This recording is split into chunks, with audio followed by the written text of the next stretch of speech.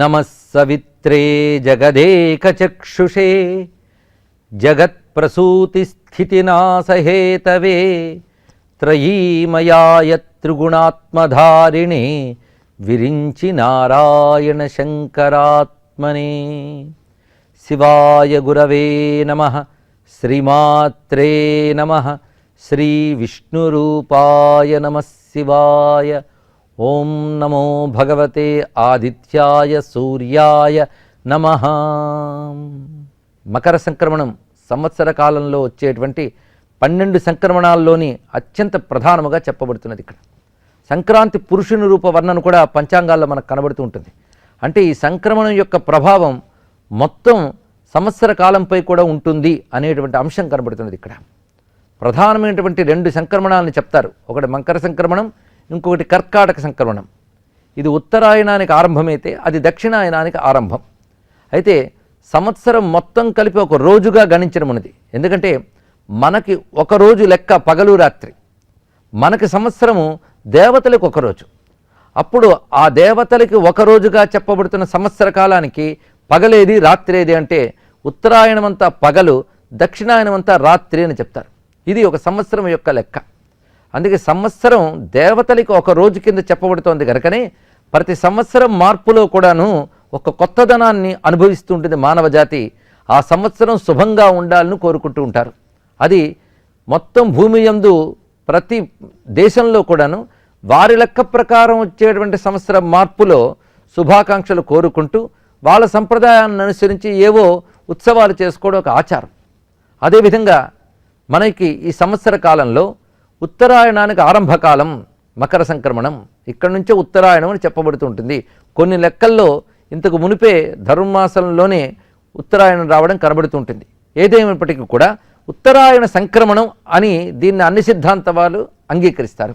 ఈ ఉత్తరాయణ సంక్రమణానికి ఎందుకు ఇంత ప్రాధాన్యం అంటే, ఒక రోజులో పగటి ప్రారంభానికి ఎంత ప్రాధాన్యం ఉంటుందో సంవత్సర కాలంలో ఈ ఉత్తరాయణానికి అంత ప్రాధాన్యం ఉంటుంది. ఇది తెలుసుకోవాల్సిన అంశం ఇక్కడ. ఇందులో ప్రధానంగా ఈ ఉత్తరాయణ పుణ్యకాలం అంతా పగలు గనక దానికి ప్రారంభంలో వచ్చేటువంటి ఈ రవి సంక్రమణం, మకర సంక్రమణం అని చెప్పబడుతున్నటువంటి దివ్య సంక్రాంతి ఒకానొక సంవత్సరారంభపు లెక్క, ఒక ప్రాతకాలం కింద లెక్క. అందుకే ఈ ప్రాతకాలంలో చేసేటువంటి పవిత్రమైనటువంటి కర్మలు మొత్తం ఈ సంవత్సరం అనబడేటువంటి దినమంతా ప్రభావాన్ని చూపిస్తాయి, దేవతల అనుగ్రహాన్ని పొందింపజేస్తాయి. ఉత్తరాయణానికి సూర్యభగవానుడికి అనుబంధం ఉన్నది. ఎందుకంటే సూర్యుడు రాశి సంక్రమణాన్ని అనుసరించే ఈ పర్వము నిర్దేశింపబడుతూ ఉంటుంది.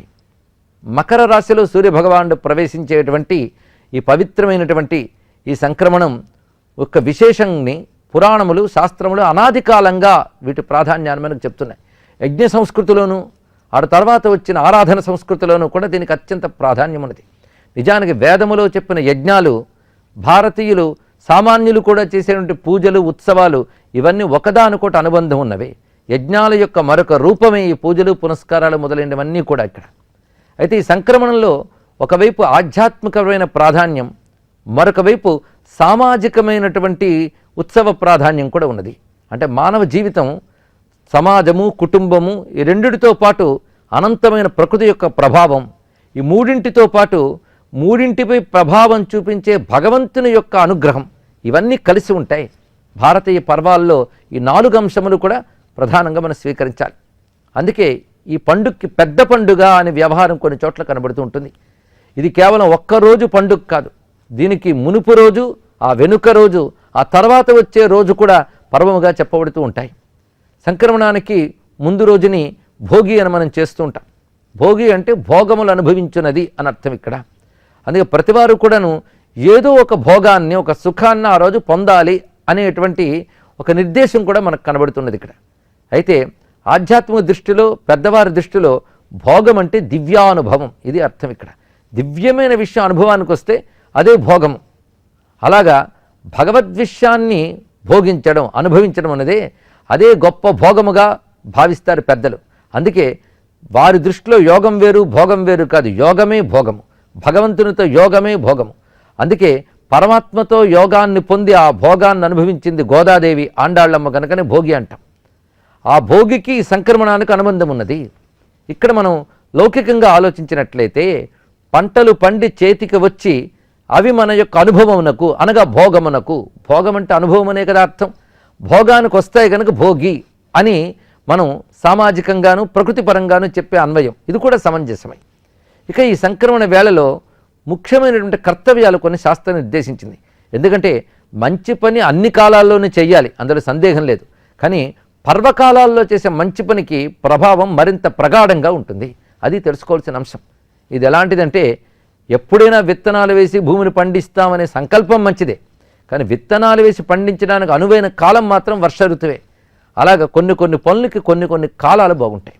భౌతికంగా కనిపించే కాలశక్తి ఒకటైతే భౌతికంగా కనబడకపోయినా దివ్యమైన ప్రభావం కలిగిన కాలశక్తులు కొన్ని ఉంటాయి. ఆ కాలశక్తులను ఆధారం చేసుకునే భారతీయ సనాతన ధర్మంలో పర్వాలు నిర్దేశింపబడ్డాయి, ఇది తెలుసుకోవాలి. అందుకే మన పండుగలన్నీ ఎవరో పుట్టుకల మీదో ఎవరో చావుల మీదో మాత్రమే కాకుండా ప్రధానంగా భూగోళంలో ఖగోళంలో వచ్చిన మార్పులను ఆధారం చేసుకుని ఉంటూ ఉంటాయి. మనం గమనించవచ్చు వీటిని.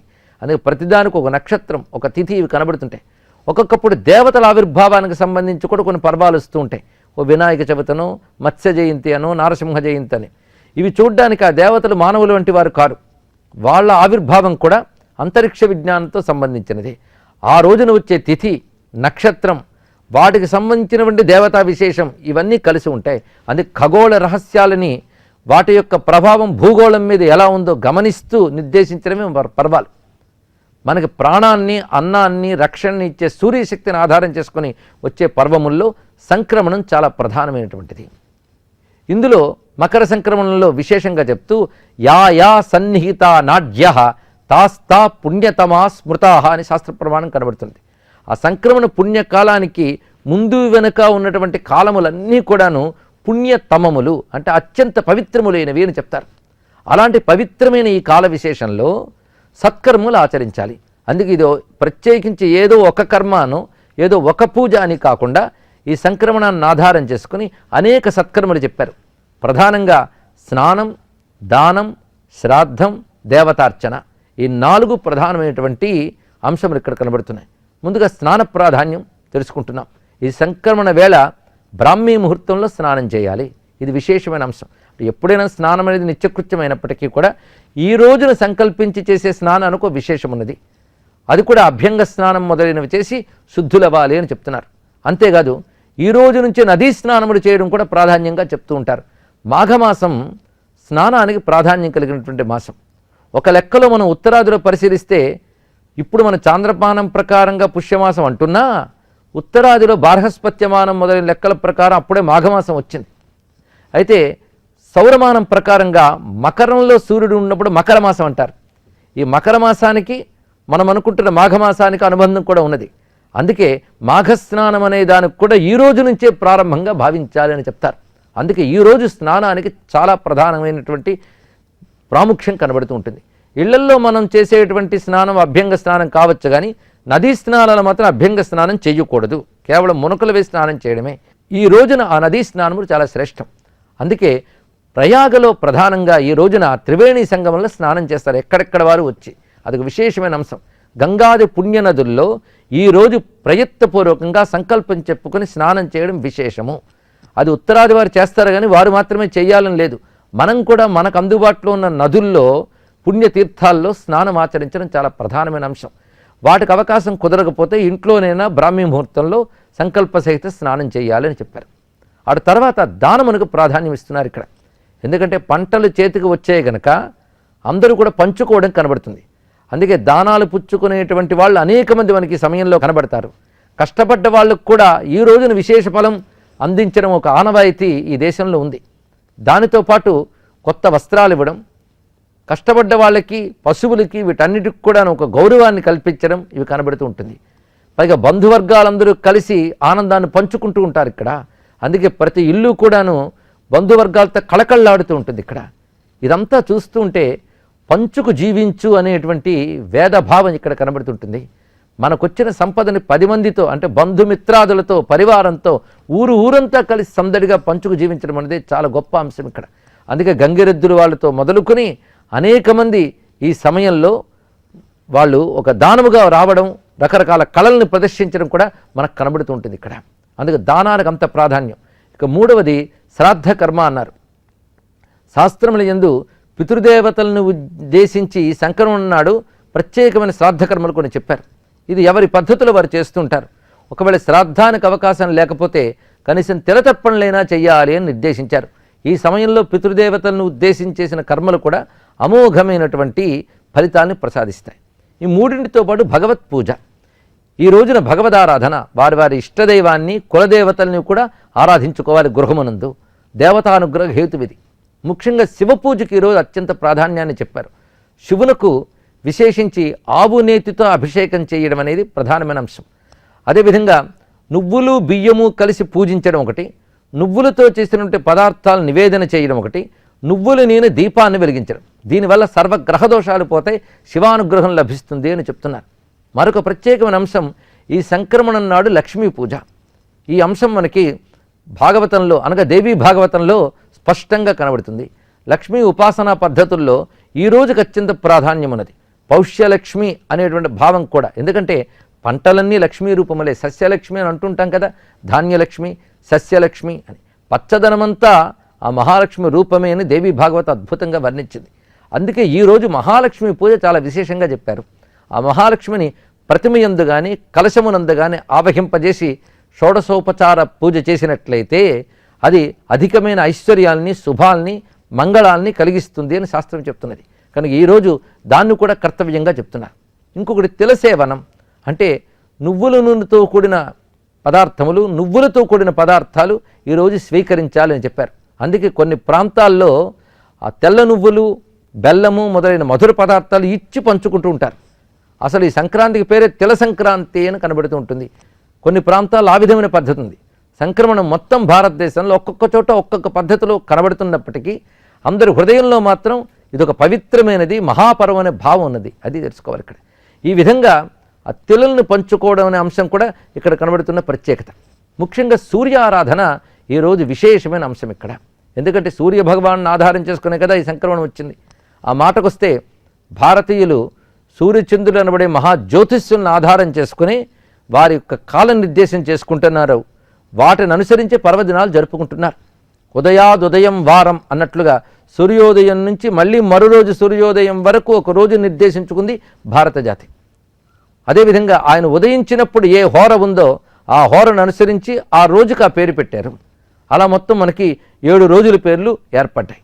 అదేవిధంగా సూర్యుని యొక్క ఈ రాశి సంక్రమణం బట్టే మనకి ఏర్పడినటువంటివి సంవత్సర కాలం. అలాగే చంద్రుడి పరంగా కూడా లెక్కించితే చాంద్రమానం అవుతున్నది ఇక్కడ. ఈ రెండు ప్రధానమైన గణనాలు.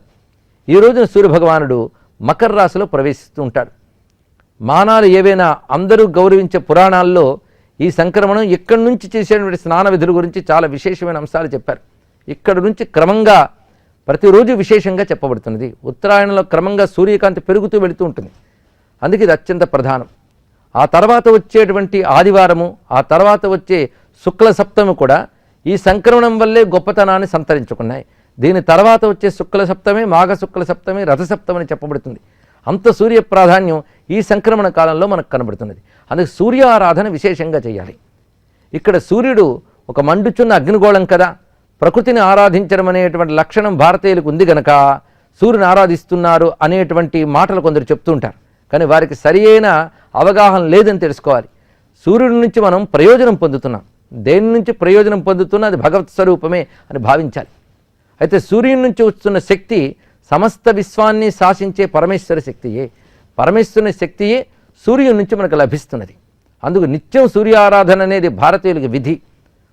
తొలి సంధ్యలో మలి సంధ్యలో కూడా సూర్యభగవాన్ని ఉద్దేశించి అర్ఘ్యం ఇవ్వడం, నమస్కారం చేయడం ప్రతి మానవుడు చేయవలసినదే. ఇది తెలుసుకోవాల్సింది. వారికి తెలిసిన స్తోత్రాలతోనో నామాలతోనో మంత్రాలతోనో వాడు చేసుకోవచ్చు. ఏది చేత కాకపోతే భగవంతుడనే భావనతో నమస్కరించడమైనా చేతనవ్వాలి. అలా సూర్యుని ఉద్దేశించి ప్రాతకాలంలో చేసే ఒక్క నమస్కారమైనా చాలు వారిని పవిత్రులను చేస్తుందని భవిష్యోత్తర పురాణంలో కృష్ణ పరమాత్మ అర్జునుడితో చెప్పినటువంటి వాక్యం. అలాంటి సూర్య ఆరాధన నిత్యము చేసేది ఒక ఎత్తైతే ఈ సంక్రమణం నాడు చేసేటువంటి సూర్య ఆరాధనకు చాలా విశేషం ఉన్నది. సంక్రాంతి సూర్యుడు ఈరోజు వచ్చేటువంటి ప్రత్యేకత. అందుకే ఈ రోజున సూర్యారాధనకు ప్రాధాన్యాన్ని ఇచ్చారు. ఆ సూర్యారాధన చేసేటప్పుడు శాస్త్రం చెప్పిన ప్రకారంగా ఆయనకి పాయసం వండి ఇవ్వడం అనేది ఉన్నది. ఇదే పద్ధతి చాలామంది రథసప్తమి నాడు చేస్తారు. కానీ చాలా ఎక్కువ మంది సంక్రమణ నాడు కూడా చేస్తారు. దాన్ని పొంగల్ అని వ్యవహారం మనకు కనబడుతుంది ఇక్కడ. అది సూర్యుని ఉద్దేశించి పరమాన్నం వండడమే, ఇది తెలుసుకోవాల్సింది. అది కూడా పంటల్లో వచ్చినటువంటి కొత్త బియ్యాన్ని తీసుకుని గోక్షీరంలో, అది దేశవాళీ ఆవు పాలల్లో అది ఉడికిన తర్వాత బెల్లం వేసి ఇంకా వాళ్ళ మధుర పదార్థాలు కూడా కలిపి పొంగల్ని వండుతారు. ఆ వండడం ఇళ్లల్లో కాకుండా సూర్యకిరణాలు పడేటట్లుగా చేస్తారు. చాలా గొప్ప విశేషమైన అంశం ఇది. మనం పరిశీలిస్తే సూక్ష్మమైనటువంటి ప్రకృతి విజ్ఞానంలో సూర్యభగవాన్ యొక్క ఈరోజు కిరణముల్లో ఇది దివ్యత్వం ఉంది. అది ఆ వండినటువంటి క్షీరాన్నంలో ప్రవేశిస్తుంది. ఎందుకంటే సూర్యునికి అత్యంత ప్రీతిపాత్రమైనది క్షీరాన్నం. అసలు అన్ని అన్న పదార్థాల్లోనే క్షీరాన్నాన్ని మించింది లేదు. అందుకే దీనికి పరమాన్నం అని కూడా పేరు ఉన్నది. పరమము అంటే సర్వోత్కృష్టమైనది, అందుకే పరమాన్నం అని. ఇది ఇప్పటికీ మనకి కొన్ని ప్రాంతాల్లో దక్షిణాదిలో చేస్తూ ఉంటారు. అందుకే కొందరు పొంగల్ పండగ అని కూడా వ్యవహరించడం జరుగుతున్నది. నిజానికి వారి ప్రాంతీయ భాషల్లో పొంగల్ అంటారే తప్ప ఇది నిజానికి సూర్యుని ఉద్దేశించేసే క్షీరాన్న నివేదనము. ఇది ఎవరైనా చేయవచ్చు, వారికి ఇది క్షేమంకరమైనది. ఆ కిరణాలు పడాలి వాటి మీద. ఇది తెలుసుకోవాల్సిన మరొక ప్రధానమైనటువంటి అంశం. అయితే వేదముల యందు ఆగ్రయనేష్టి అని ఒక ఇష్టి ఉన్నది. ఇష్టి అంటే నిత్యాగ్నిహోత్రీకులు ఆయా పర్వకాలాల్లో చేసేటటువంటి పవిత్రమైన ప్రత్యేక యజ్ఞాలు. ఈ యజ్ఞాలకి లోకక్షేమం కలిగించే శక్తి ఉంటుంది. ఈ రోజున వాళ్ళు ఆగ్రయనేష్టి అని చేస్తారు. ఇక్కడ ఆ ఇష్టికి సంబంధించిన అంశమే ఇక్కడ సామాన్యులు వండేటువంటి పరమాన్నము లేదా పొంగల్ నివేదనలో మనకు కనబడుతుంటుంది. అది ఈ రోజున ప్రత్యేకంగా చెప్తారు. కొత్త బియ్యంతో వండినటువంటి పరమాన్నానికి అంత ప్రాధాన్యం ఇక్కడ గోచరిస్తూ ఉంటుంది. అందుకే సూర్య సంబంధమైనటువంటి ఉపాసనలు ఏవైనా ఈ రోజున చేసుకోవచ్చు. అంటే ఆదిత్య హృదయ పారాయణము, సూర్య నమస్కారాలు ఇత్యాదిగా శాస్త్రమునందు బహువిధాలుగా కనబడుతున్నది. ఎందుకంటే సూర్యభగవానుడు సర్వదేవతాత్మకుడనే భావనతో ఆరాధన జరగాలి. మనం అనుకునే సర్వదేవతలు కూడా సూర్యునందే ఉన్నారు. అందుకే ఆయన ప్రత్యక్ష దేవుడని, కర్మసాక్షి అని మన సంస్కృతి చెప్తున్నమాట. ఇంకొక కోణంలో మనం ఆలోచిస్తే మన సంస్కృతిలో సూర్యుడికి ఎన్నో పేర్లు కనబడతాయి. ఇంకా ఏ భాషలోనైనా ఇన్ని పేర్లు కనబడవు. సూర్యుడికి ఉన్న పేర్లన్నీ మనకు మామూలుగా పరిచయం ఉన్న పేర్లు రాస్తేనే చాలా ఎక్కువ కనబడతాయి. ఇక శాస్త్రాలు వెతికి రాస్తే వేలాది నామాలు కనబడతాయి. ఆ మాటకు వస్తే విష్ణు సహస్రనామం, శివసహస్రనామం ఇవన్నీ సూర్యుని యొక్క నామాలే అని కొందరు పండితులు చెప్తూ ఉంటారు. ఎందుకంటే ఏ దేవతను ఉపాసించినా అది సూర్యమండలంలో గోచరించే భగవచ్ఛక్తి యొక్క స్వరూపమే, ఇది గ్రహించాలి. అందుకే ప్రతి వారికి కూడా వారు ఏ దేవతా భక్తులైనా వారి దేవతను సూర్యమండలంలో ఆరాధించడం చాలా ప్రధానమైన అంశం. విగ్రహంలో, యంత్రంలో ఎన్ని పూజించినా సూర్యమండలంలో దర్శించి ఆరాధించడం అత్యంత ముఖ్యం. ఆ కారణం చేతనే రామచంద్రమూర్తికి అగస్త్యుల వారు ఆదిత్యోదయం చెప్తూ సర్వదేవాత్మకో హేష తేజస్వి రశ్మి భావన అని గట్టిగా వివరించారు ఆయన. అప్పుడు రామచంద్రమూర్తి ఆ సూర్యుని ఉపాసన చేసి దివ్యమైనటువంటి బ్రహ్మాస్త్రంతో రావణ సంహారం చేశాడు అనేటువంటి అంశం రామాయణం చెప్తున్నది. అదేవిధంగా మహాభారతంలో కూడాను ధర్మరాజు సూర్యుని ఉపాసన చేసి అక్షయ పాత్రను సంపాదించి దాని ద్వారా అక్షయమైన ఆహారములు ఉత్పత్తి చేసి తనను ఆశ్రయించుకున్న అతిథి అభ్యాగతులకి లోటు లేకుండా అందించాడు అని కూడా మహాభారతం చెప్తున్నది. ధౌమ్యుడు అనబడేటువంటి ఒక మహర్షి ధర్మరాజుకి సూర్యుని యొక్క అష్టోత్తర స్తోత్రము అంటే అష్టోత్తర శతనామ స్తోత్రాన్ని ఉపదేశిస్తాడు. దాన్నే మంత్రంగా ఉపాసన చేసి ధర్మరాజు దివ్యమైన ఫలితాన్ని పొందుతాడు అని చెప్పారు. అదేవిధంగా మొత్తం ధర్మరాజు యొక్క వంశమైన చంద్రవంశానికి పూర్వీకులైనటువంటి పెద్దలు కూడా సూర్యోపాసన చేసినట్లుగా మనకి మహాభారతం చెప్తున్నటువంటి అంశం ఇక్కడ. అంత సూర్య ప్రాధాన్యం కలిగినటువంటి భారతదేశంలో ఆ సూర్య ఆరాధనకు అత్యంత ముఖ్యమైన కాలంగా మకర సంక్రమణాన్ని చెప్తూ ఉన్నారు ఇక్కడ. అందుకే ఈ సమయంలో చేసేటువంటి సూర్య ఆరాధనకు అంత విశేషంగా ప్రాధాన్యాన్ని కల్పన చేస్తూ దీనిలో మనం అటువంటి సూర్యోదయ సమయంలో స్నాన, దాన, శ్రాద్ధ, దేవతారాధన అనేవి ప్రధానంగా చేసుకుంటూ ఉండాలన్నారు. అలాగే దానాల్లో కూడా వస్త్రదానం అత్యంత ప్రాధాన్యంగా చెప్పారు ఇక్కడ. ఈ రోజున చేసేటువంటి వస్త్రదానం విశేషమైనది. అంతేకాదు ఒక సమూహమంతా పరస్పరం వారి క్షేమాలని తెలియజేసుకుంటూ గడపవలసిన రోజు కూడా ఇదే అన్నారు. అంటే శుభాకాంక్షలు అనేది చెప్పుకోవలసిన రోజు అని. నిజానికి భారతీయులు శుభాకాంక్షలు చెప్పుకుంటూ నూతన సంవత్సరాన్ని ఆహ్వానించవలసిన రోజు ఈ రోజు ప్రత్యేకించి ఆరాధన చేసుకున్నట్లయితే వాళ్ళ సంవత్సర కాలం కూడా క్షేమంగా ఉంటుందని చెప్పారు. అదేవిధంగా శక్తి ఆరాధనకు కూడా ఈరోజు ప్రాధాన్యం ఇస్తున్నారు. ఎందుకంటే జగన్మాతను ఆరాధించే వారికి పర్వకాలాల్లో ప్రధాన పర్వం సంక్రమణం అని చెప్పబడుతున్నది. అష్టమి, నవమి, పూర్ణిమ, అమావాస్య, సంక్రమణం ఇది చాలా ప్రధానమైనది. అందుకే ఈ సంక్రమణం నాడు అమ్మవారిని ఆరాధన చేస్తే సంపూర్ణమైన ఫలితం లభిస్తుంది అని శాక్తేయ శాస్త్రాలు చెప్తున్నాయి. ఇక విష్ణువారాధనకు కూడా సంక్రమణం చాలా విశేషమైనది. ఈ రోజున విష్ణు సంబంధమైనటువంటి ఏ ఆరాధన చేసినా అది అధికమైన ఫలితాన్ని ఇస్తుంది. విష్ణు సహస్రనామ పారాయణము, సాలగ్రామార్చనయో అలా క్షేత్ర సేవనమో ఏది చేసినప్పటికీ ఉత్కృష్టమైన ఫలితాన్ని ప్రసాదిస్తుంది ఇక్కడ. అలాంటి ఈ సంక్రమణాన్ని ఆధారం చేసుకుంటూ ఉత్తరాయణంలో ఎన్నో పుణ్యకాలాలు మనకు కనబడుతూ ఉంటాయి. ఇక్కడ దీని తర్వాత వచ్చే మాఘమాసం కూడాను మకర మాసం కిందే వ్యవహరింపబడుతుంది. చాంద్రమానం ప్రకారంగా మనం మాఘమాసం అన్నా, సౌరమానం ప్రకారం మకర మాసం అని చెప్పాలి ఇక్కడ. అటువంటి ఈ మకర మాస వేళలో స్నానదాన శ్రాద్ధాది కర్మలతో అటు దేవతల్ని ఇటు పితృదేవతలను కూడా తృప్తిపరిచి మానవుడు అభ్యున్నతిని సాధిస్తాడు. ఎందుకంటే దేవతల అనుగ్రహం ఎంత అవసరమో పితృదేవతల అనుగ్రహం కూడా అంత అవసరం. అందుకే పురాణాల్లో ఒక మాట ఉంటుంది, దేవతల కంటే పితృదేవతల ఆరాధన అత్యంత ప్రాధాన్యము అని చెప్పారు. అంటే ఇక్కడ దేవతల ఆరాధనకు తక్కువ చేశారని కాదు, పితృదేవతారాధన ప్రాధాన్యాన్ని నొక్కి చెప్పారని అర్థం. ఎందుకంటే దేవతలు కూడా పితృదేవతలను ఆరాధిస్తారు. ఇది తెలుసుకోవాల్సిన మరొక అంశం. ఎందుకంటే పితరుల్లో కూడా దేవపితరులు, మానవ పితరులు అనే విభాగాలు కనబడుతుంటాయి. పితృదేవతలు అంటే మన తండ్రి, మన తాతలు, మన ముత్తాతలను మాత్రమే కాకుండా వసురుద్ర ఆదిత్య రూపులను పితృగణములను ఉంటారు. వారి అనుగ్రహం పొందడానికి కూడా ఇది ప్రాధాన్యం. చిత్రం ఏంటంటే ఆ పితృదేవతలు కూడా సూర్యకిరణాలని, సూర్యమండలాన్ని ఆధారం చేసుకుని ఉంటారు ఇక్కడ. అందుకే అటు దేవతలు ఇటు పితృదేవతలు కూడా సూర్యశక్తిని ఆధారం చేసుకున్నటువంటి వారే. సౌరశక్తి అంటేనే సర్వదేవతాత్మకమైన శక్తి. అందుకు దేవ పితృదేవతలకు కూడాను ఆరాధన చేసి వారి యొక్క దీవెనల్ని పొంది అన్ని రకాల అభ్యుదయాలు సాధించడానికి ఈ రోజున ప్రతి క్షణం విలువైనదిగా చెప్పారు. ముఖ్యంగా సంక్రమణ కాలం తన చుట్టూ ఉన్నటువంటి ఘడియలన్నీ కూడా ప్రాధాన్యం అనేటువంటి వాక్యాన్ని మనం స్మరించుకున్నాం. అందుకే ఈ సమయాన్ని సద్వినియోగం చేసుకుంటూ శాస్త్రము చెప్పినటువంటి పవిత్ర కర్మలను ఆచరించినట్లయితే వాటి ఫలితాన్ని సంపూర్ణంగా మనం పొంది సంవత్సర కాలమంతా మనం క్షేమంగా ఉండవచ్చు. అటువంటి మకర సంక్రమణ సూర్య భగవానికి నమస్కరిస్తూ స్వస్తి.